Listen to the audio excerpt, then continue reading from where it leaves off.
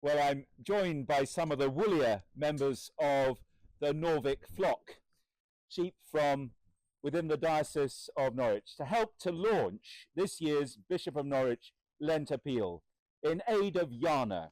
You Are Not Alone, a Norfolk-based charity working with our rural communities and with our farmers.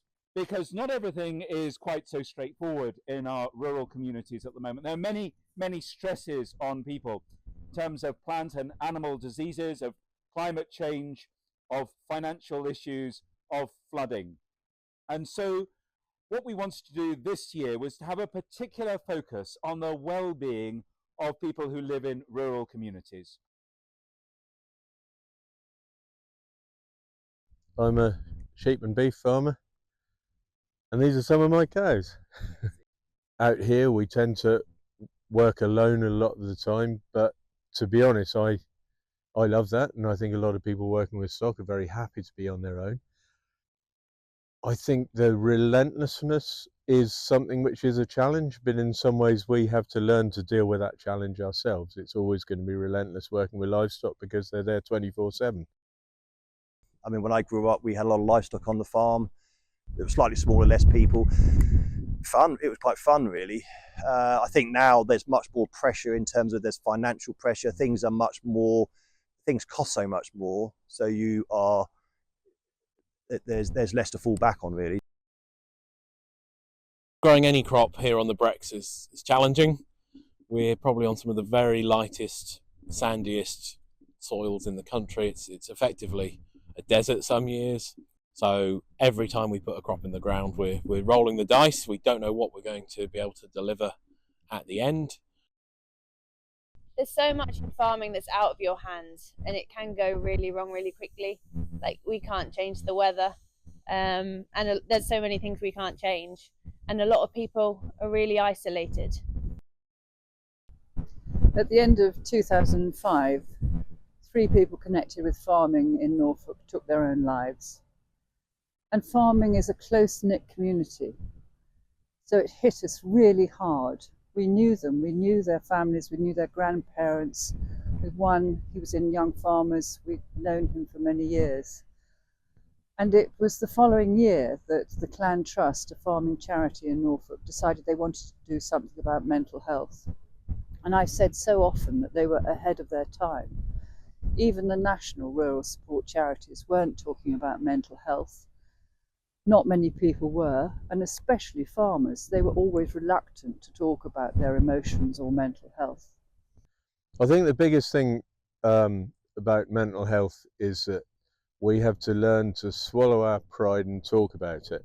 Those of us who remain in farming probably remain in it because we're a little bit pig-headed, we're a little bit gung-ho, and we just want to, we're not really good at swallowing our pride, we're not really good at admitting our weaknesses. And I think there's a definite shrinking of the community feel within the farming sector. The farms are bigger. The numbers of farmers certainly everywhere are diminishing. So you've got a whole lot of aspects creating almost a perfect storm for a person who's not feeling too good to remain on his own. He won't admit that he's got a problem, and the industry has got to learn to talk to each other.